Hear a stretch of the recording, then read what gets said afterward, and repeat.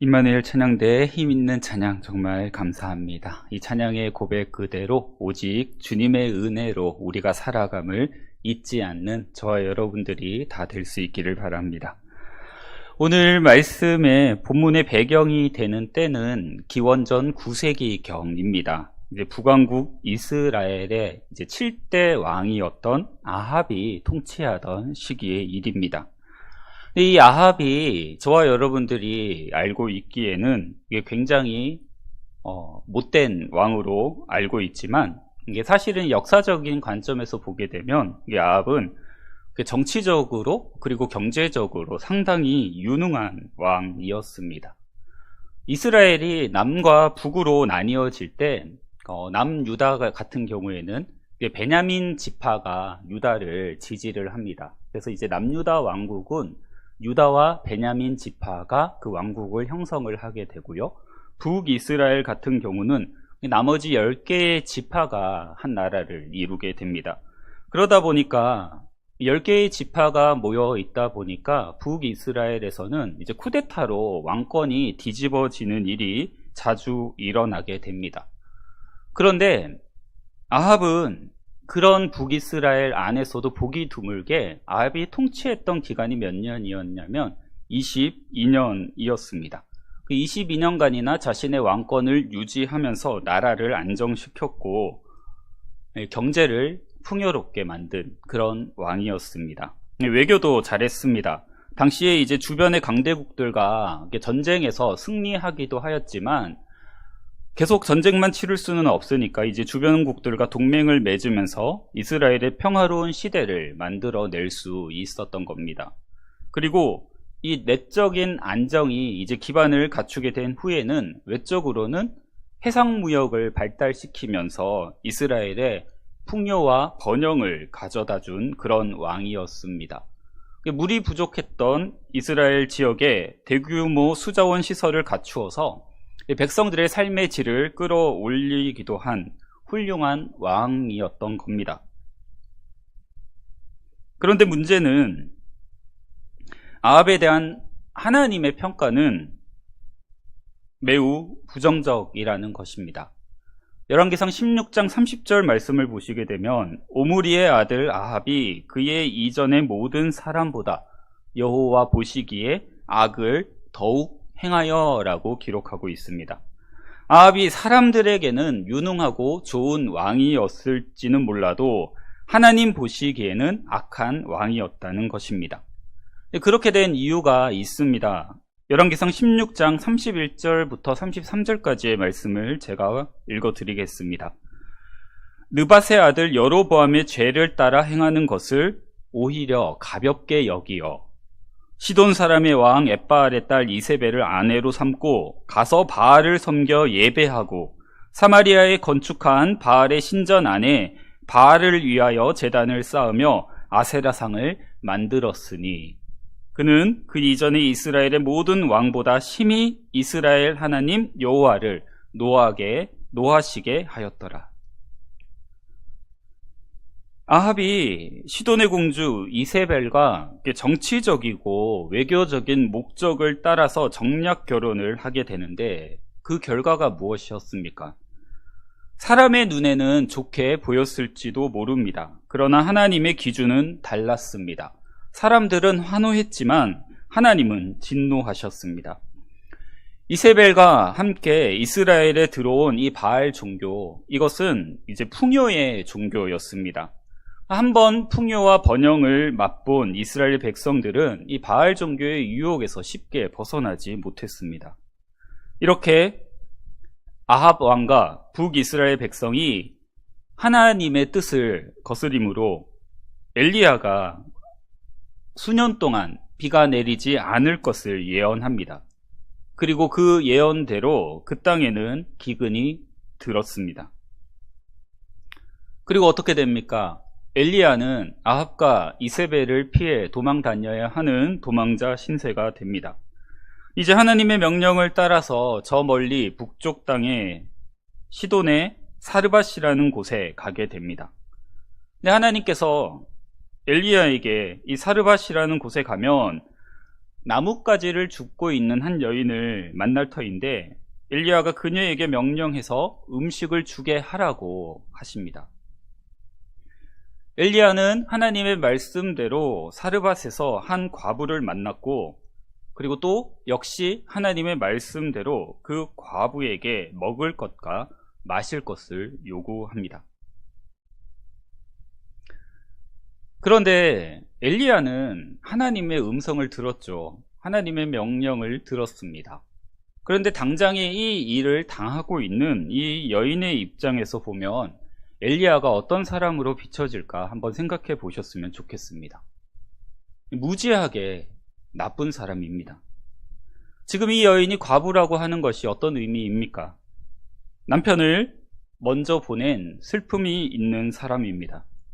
더군다나 그 고대의 시절에 남성 위주의 경제가 형성되었던 시절이었음을 생각하면 지금 이 여인은 필시 그 어려움을 겪고 있을 처지입니다. 경제적으로 가난한 여인이었을 것입니다. 거기에다가 혼자도 아닌 어린 아들 하나 키우고 있는 여인이었는데 어떻습니까? 지금 가뭄이 들어서 먹을 것이 다 떨어지고 이제는 마지막 남은 그 한 줌의 가루와 몇 방울의 기름을 가지고 마지막 끼니를 때우고 죽을 날만 기다려야 하는 그런 형편에 놓여 있었습니다. 그런데 엘리야가 이 여인에게 다가가 목이 마르니 물을 좀 달라고 합니다. 생각해 보시면 끝모를 가뭄이 이어지고 있는 그 땅에서 물을 달라고 하는 것이 얼마나 무례하고 염치 없는 요구인지 아실 겁니다. 그 가뭄에 마실 물이나 제대로 있었겠습니까? 그러나 여인은 아무 말 하지 않고 물을 주기 위해 집으로 걸음을 옮깁니다. 그런데 집으로 가는 그 여인의 뒤에서 엘리야가 또 말합니다. 물을 가지고 올 때 떡도 하나 가지고 오십시오. 어처구니가 없습니다. 이 여인은 지금 아무것도 없고 가루 한 움큼과 기름 조금이 있어서 이제 나뭇가지 둘을 주워다가 아들과 마지막 음식을 먹고 죽을 작정이었습니다. 그런데 그런 사람 면전에다 대놓고 먹을 것과 마실 것을 내놓으라고 하고 있습니다. 심지어 떡을 만들어서는 자기에게 먼저 주고 남은 것으로 그 자식에게 주라는 것입니다. 그리고 그것이 하나님의 명령이라고 합니다. 여러분들 같으면 아무리 하나님의 말씀이 임하였을지언정 그런 상황 가운데 이런 말을 쉽게 할 수 있으시겠습니까? 그렇다고 엘리야가 염치가 없어서 그랬다고는 생각되지 않습니다. 이 여인의 입장에서 보아도 믿고 따르기가 쉽지 않은 말씀입니다. 정말 어처구니가 없는 말씀입니다. 근데 여러분, 이 여인과 같은 상황을 당하면 우리 같으면 뭐라고 하겠습니까? 멀쩡하게 생긴 사람이 염치도 없이 뻔뻔스럽게 군다고 우리가 알고 있는 온갖 욕들을 해대지 않았겠습니까? 이 여인에게 있어서 그 가루와 기름은 자기 자식과 자기가 마지막으로 먹을 수 있는 유일한 것이었습니다. 더 이상 어떤 희망도 보이지 않기 때문에 그저 마지막으로 배나 한번 채우고 죽으면 좋겠거니 생각되어지는 그런 것이었습니다. 그 마지막 남은 것을 드린다는 것, 정말 얼마나 어려운 일인지 모릅니다. 엘리야의 입장을 한번 생각해 보겠습니다. 당시에 엘리야의 처지를 보시게 되면 왕의 미움을 받아서 이스라엘에서 이제 쫓겨다니다가 숨을 곳이 없어서 이제는 이방 나라인 시돈까지 와서 숨어 있어야만 하는 처지입니다. 그런데 만약에 그렇게 숨어 있는 엘리야에게 먹을 것을 주었다, 엘리야를 섬겼다, 엘리야를 대접했다라는 것이 혹 소문이라도 나게 되면 목숨을 보존하기가 어려운 일이었습니다. 더군다나 이 시돈은 어떤 곳입니까? 아합 왕의 아내인 이세벨의 고향, 이세벨의 모국이었습니다. 그러니까 이 여인은 마지막 남은 그 먹을 것을 엘리야에게 드린다는 그 일도 어려운 일이었고, 설령 주었던들 엘리야에게 그 먹을 것을 주었다가 사실이 알려지기라도 하면 아합 왕에게 죽임을 당할 것이 뻔하니 쉽게 드릴 수도 없는 그런 처지에 있었던 겁니다. 그런데 말씀을 보시면 엘리야가 이 여인에게 그와 같은 말을 하기 전에 매우 중요한 말을 먼저 합니다. 바로 13절 말씀을 보시게 되면 중요한 표현이 등장을 하는데 무엇이냐면 두려워하지 말고라고 이야기합니다. 여러분, 하나님께서는 왜 이런 이해되지 않고 어쩌면 잔인하게도 여겨지는 그런 명령을 하셨을까요? 하나님은 마지막 먹을 양식을 위해서 나뭇가지를 줍는 사르밧 과부에게 먼저 하나님의 사람을 위하여 떡을 만들라는 어찌 보면 잔인하고 비상식적인 명령을 하셨습니다. 왜 그렇습니까? 이 여인에게는 한 움큼 가루로 만든 보잘것없는 떡, 이래 먹고 죽으나 안 먹고 죽으나 똑같으니까 그저 그냥 너는 죽고 엘리야는 소중하니까 얘는 먹여서 살려라, 그런 의미였겠습니까? 아닙니다. 우리 하나님께서는 그런 잔인하신 분도 아니시고 비상식적이신 분도 아니십니다. 하나님께서 이 여인에게 그와 같은 명령을 내리신 것은 빨리 죽게 하려고 하신 것이 아닙니다. 그녀를 그 끝모를 가뭄에서 건져내시기 위함이었습니다. 그녀를 살리시기 위함이었습니다. 그녀를 축복하시기 위함이었습니다. 언제 끝날지 모를 그 가뭄이 이어지는 중에 마지막 한 움큼 가루와 가루 남은 기름으로도 두려워하지 말고 먼저 하나님의 것을 뗄 것을 그녀에게 명령하신 것입니다. 그 가뭄 속에서 양식이 떨어져 마지막 떡을 먹고 죽음을 맞이하려고 했던 이 여인이 엘리야가 떡을 요구했을 때 물론 난처한 상황이었죠. 그 엘리야의 요구에 응한다는 것, 죽음을 더욱 앞당기는 일이었기 때문에 상식적으로는 그대로 순종하기가 쉬운 일이 아니었습니다. 그러나 그녀는 두려워하지 않고 죽음을 초월한 순종을 보여주며 엘리야를 섬깁니다. 엘리야의 하나님을 섬깁니다.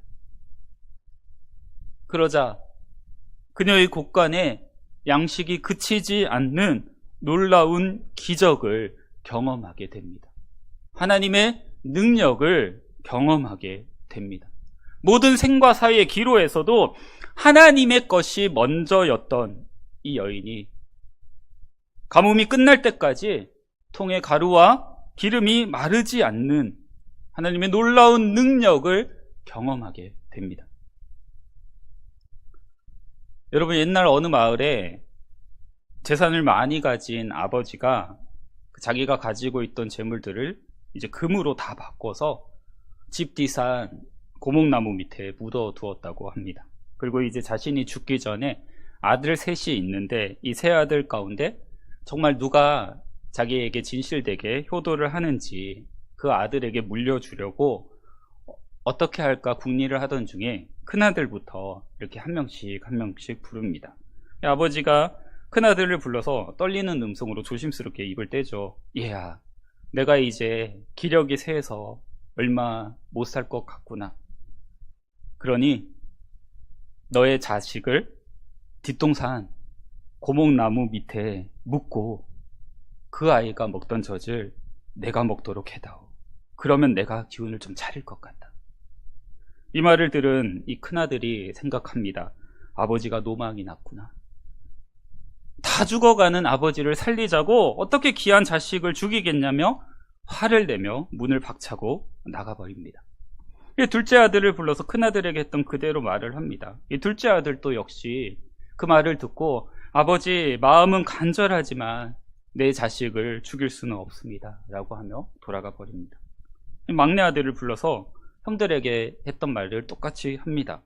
이 막내 아들이 눈물을 흘리면서 아버지가 이 지경이 되도록 사실을 모르고 있었던 이 불효막심한 아들을 용서해 주십시오.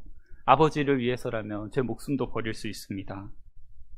그러면서 정말 힘들고 어렵지만 아버지는 돌아가시면 영영 다시 뵐 수 없고 자식은 또 낳으면 되겠으니 아버지 말씀대로 하겠습니다 라고 하고 집으로 돌아오죠.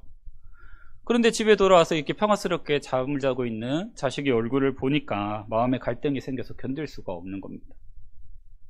한참을 눈물을 흘리다가 그 눈물을 닦지도 못한 채 삽을 들고 이제 뒷산을 향해 갑니다.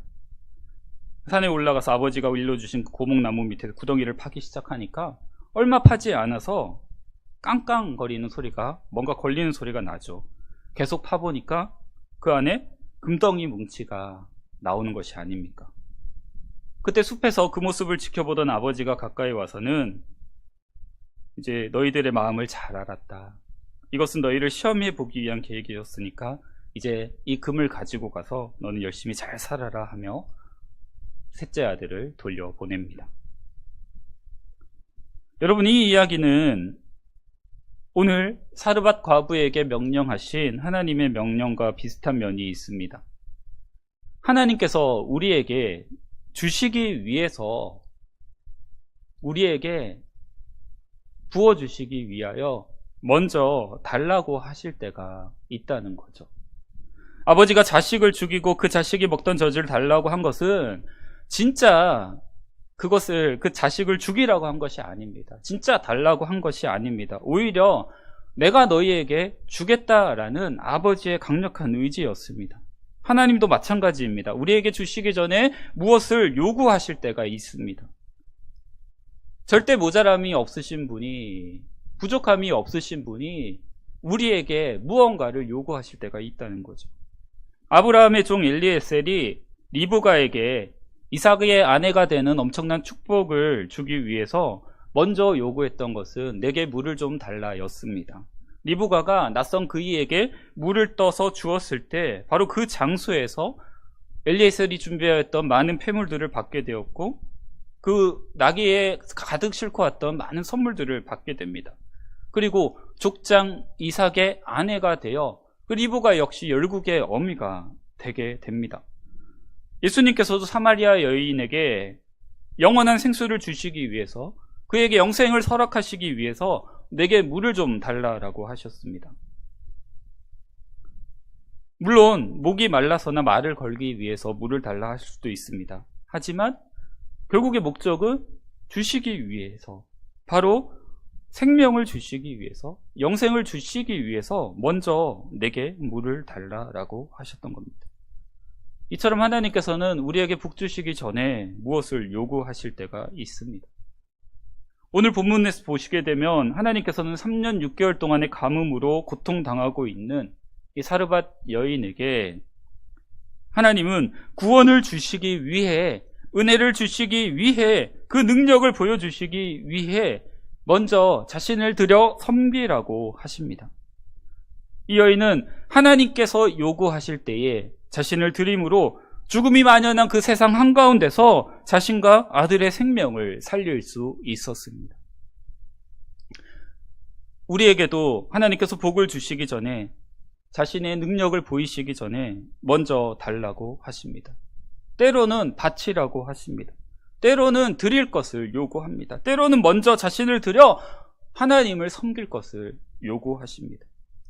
우리가 하나님의 그 의도를 잘 알고 순종하며 섬길 때 리브가가 받았던 그 축복, 사마리아 여인이 받았던 그 생명의 은혜, 사르밧 여인이 받았던 그 은혜를 받아 누릴 수 있는 저와 여러분들이 되기를 바랍니다. 이런 생각을 또 한번 해봅니다.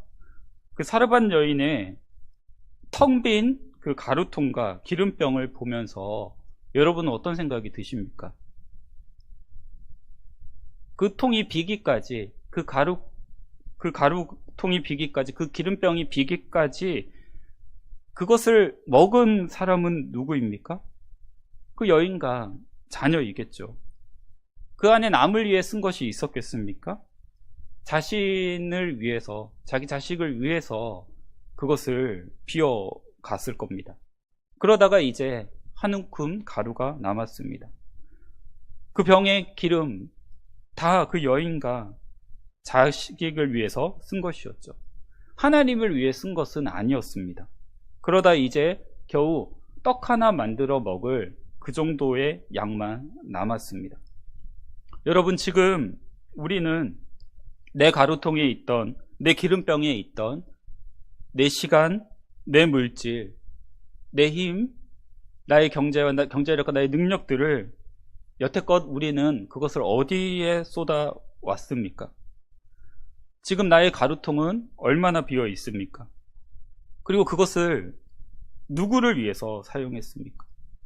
그러다가 이제 한 움큼 가루, 몇 방울 기름만이 남게 됩니다. 그런데 이 사르밧 가부는 이제 남은 겨우 한 움큼 가루, 그 한 방울의 기름이나마 하나님의 사람을 위해서, 하나님을 위해서 쓰게 됩니다. 그렇게 그것을 사용하였을 때 그녀가 살고 엘리야가 살고 그녀의 아들이 살게 됩니다. 물론 이 한 움큼이 작다는 것은 아닙니다. 그것으로도 그녀와 그녀의 아들을 살리기에는 충분했습니다. 그러나 조금 아쉬운 마음은 무엇이냐면, 조지 뮬러가 자신의 90회 생일에 이런 이야기를 했다고 합니다. 나는 모든 것을 하나님께 바쳤다. 그리고 모든 것을 하나님으로부터 받았다. 그래서 부족함을 모르며 평생을 살았다. 무슨 말씀이냐면, 이 먹다 남은 가루 한 움큼과 기름 몇 방울을 하나님께 드리지 말고 지금부터 우리가 우리의 전부를 드려 하나님을 섬기면 하나님께서는 우리의 가루통에, 우리의 기름병에 넘치고 넘치도록 채워주실 것이라는 사실입니다. 오늘 이렇게 바자회 사역위원회에 헌신 예배를 드리는데, 오늘 헌신의 다짐은 바자회 사역위원회만 하는 것이 아닐 겁니다. 우리 교회 모든 성도들이 한 마음 한 뜻이 되어서 하나님 앞에 헌신하기를 다짐하는 자리가 되면 좋겠습니다. 저는 우리 교회의 바자회가 이렇게 진정한 헌신과 섬김이 있는 바자회가 되었으면 좋겠습니다. 정치적으로도 어수선하고 그 여파인지는 모르겠지만 경제는 회복될 기미가 보이지는 않습니다. 천정부지로 물가는 치솟고 있습니다. 언제 끝날지도 모를 정치, 경제, 사회적인 가뭄 한가운데 우리는 살아가고 있습니다. 뿐만 아니라 영적 가뭄까지도 우리는 겪고 있습니다. 바로 사르밧 과부와 같은 처지가 오늘 우리들의 처지인지도 모릅니다. 사르밧 과부에게 엘리야를 섬길 것을 요구하셨던 것처럼 오늘 또 가뭄 한가운데 있는 우리들에게 하나님께서는 이 바자회를 통해서 우리의 이웃들과 농어촌 교회들을 섬길 것을 요구하셨습니다. 그런 상황에서라도 하나님의 섬김의 요구에 순종으로 응답하는 우리 성도들과 이 사랑 나눔 바자회를 통해서 이제 우리는 넘치도록 채우시는 하나님의 능력을 우리가 경험하게 될 것입니다. 이제 말씀을 마무리합니다. 갈릴리 해변에서 예수님께서는 보리떡 5개와 물고기 2마리로 5,000명을 배불리 먹이고 12광주리가 남게 하는 기적의 사건을 만드셨습니다. 그런데 이 기적이, 이 능력이 우연히 된 것이 아닙니다. 이 능력을 일으키는 분명한 요인이 있었습니다. 예수님께서 200데나리온의 그 돈을 쌓아두시고 군중들을 먹이신 것이 아니었습니다. 한 어린아이가 내어놓은 그 도시락, 보리떡 5개와 그 물고기 2마리로 5,000명을 먹이셨던 겁니다. 이 물고기 2마리와 보리떡 5개는 그 어린아이의 모든 것이었습니다. 하나님 나라를 위한 그 작은 아이의 희생과 섬김이 그 위에 예수님께서 역사하시니 5천 명을 배불리 먹이고 12광주리가 남는 풍요와 채움의 역사를, 능력을 만들어내신 겁니다. 엘리야는 과부에게 두려워하지 말고 가서 먼저 그곳으로 나를 위하여 작은 떡 1개를 만들어 내게로 가져오고 그 후에 너와 내 아들을 위하여 만들라고 했습니다. 그러면 하나님께서 비를 다시 지면에 내릴 때까지 그 통의 가루가 떨어지지 아니하고 그 병의 기름이 없어지지 아니하리라고 했습니다. 하나님은 오늘 우리에게 두려워하지 말고 먼저 하나님의 나라를 위하여 살 것을 요구하십니다. 이것이 하나님의 축복의 법칙입니다. 우리의 섬김과 헌신을 통해서 하나님의 능력을 경험하게 될 것입니다. 우리의 섬김을 통해 하나님의 능력이 임함을 믿으며 섬김의 사람, 능력의 사람으로 살아가는 저와 여러분들이 되기를 주님의 이름으로 축복합니다. 기도하겠습니다. 사랑과 은혜가 많으신 하나님 아버지, 하나님 오늘 주시는 말씀을 통하여 다시 한번 하나님 앞에 하나님의 말씀 가운데 순종하며 섬김의 사람으로 살아갈 것을 다짐합니다. 이 다짐이 약해지지 않도록 성령 하나님 우리를 붙잡아 주시고 우리의 섬김을 통하여 놀랍도록 채우시는 하나님의 능력을 경험하는 이번 사랑 나눔 바자회가 될 수 있도록 주님 인도하여 주시옵소서. 예수 그리스도의 이름으로 기도드리옵나이다. 아멘.